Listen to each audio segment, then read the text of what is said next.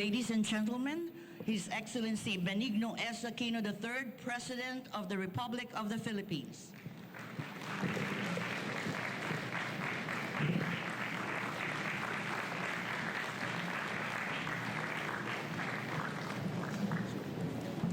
Thank you.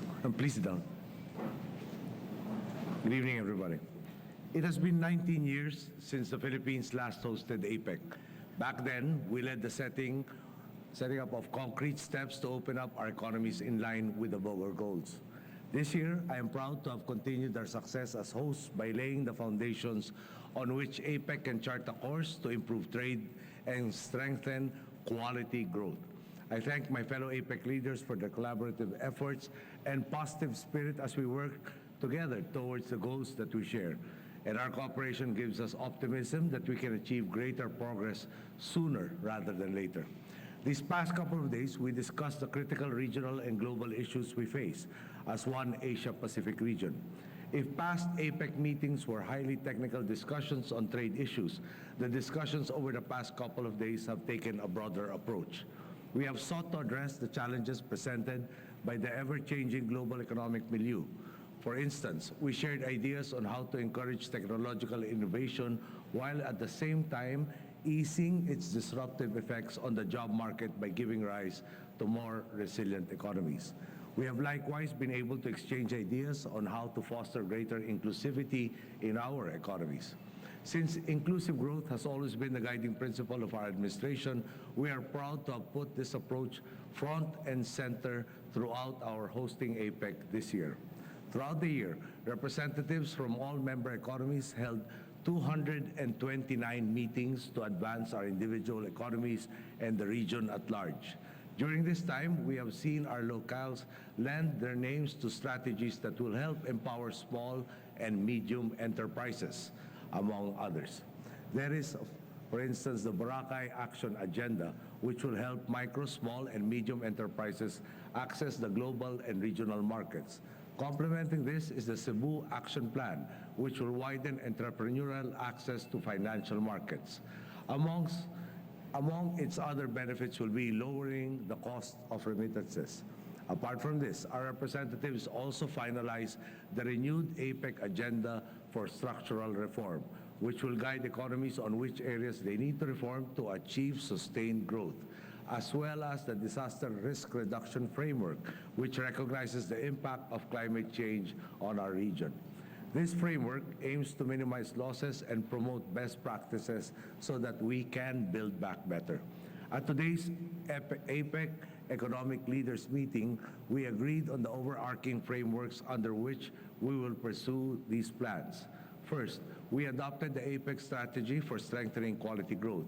This is a framework that will guide us in undertaking robust, comprehensive, and ambitious structural reforms over the next 5 years. We will focus our reform efforts and measure our progress in terms of institution building, social cohesion, and environmental impact. We do this with the awareness that the world economy continues to confront significant risk and uncertainty, even as trade growth is slowing down, thus impressing upon all of us the need to tap into new opportunities for economic growth. This strategy will help APEC promote increased growth through structural reform. Second, the leaders approved the APEC Services Cooperation Framework. The services sector is becoming a more important part of the economic equation. It makes up approximately 2/3 of the GDP in the APEC region, and we need to put more emphasis and thought into making this sector even more competitive. This framework will lead to a goal-driven roadmap for us to achieve over the next decade to help the sector thrive. To make the most of this gathering, the Philippines, for its part, took the opportunity to meet with leaders of economies as well as leaders in the private sector who had gathered here in Manila. We have taken existing partnerships to a new level.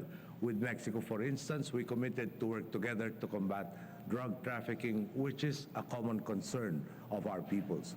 With Papua New Guinea, we offered our assistance in supporting their agriculture sector. It was also during this week that we formalized our strategic partnership with Vietnam and our comprehensive partnership with Australia. Moving forward, the areas in which we will work more closely together include defense, disaster risk reduction, and food security. We also engage in dialogue with the Pacific Alliance, which is timely given their high growth potential and ours. A number of leaders also expressed their support for the Philippines joining the Trans-Pacific Partnership once it comes into force. This is a very encouraging sign. We, of course, want to join the TPP because it offers access to a far larger market. The USA and Australia, among other economies, expressed their support for this particular endeavor. Apart from that, we were also pleased to hear the news that the USA would be turning over to the Philippines a research vessel and a Coast Guard cutter, which will boost the capabilities of our Navy. Over the past week, we welcomed more than 11,000 people to our country, including those from the APEC Business Advisory Council, which, by the way, traces its origins to the APEC Summit in Clark in 1996 in the Philippines. This number is more than double the attendance of our previous hosting. In fact, when we said yes to hosting, it was with the expectation that all the facilities in construction at the time, both public and private, would be finished by the time we had to welcome our guests. Apart from that fact, as a general rule, each one of these visitors creates one new job for us. They have also now seen our country and met our people. In other words, they have discovered that the Philippines not only works, but it is indeed more fun. Our theme for APEC 2015 has been building inclusive economies, building a better world. By balancing the discussions in APEC between the technical aspects of trade and its implications on the social and environmental challenges of growth, we have refocused our discussions towards all our people, the ones whose lives we as leaders are pledged to improve. For all these successes, I thank all those who worked tirelessly to make this event possible. Most importantly, I am grateful to our countrymen who have expressed their support for our hosting. I believe most of our people understand the concept that good things come from hard work and sacrifice. And believe me, it has paid off. All my fellow leaders heaped praise on how our people have welcomed them, and their words really made me swell up with pride. Truly, it is a singular honor to lead such a great people. I am certain that with your continued support, there is absolutely no doubt that the Philippines will continue its progress for years, if not generations to come. Thank you. Good evening. Thank you, Mr. President. Thank you, members of the press. The President's press statement has been concluded. Good evening to all.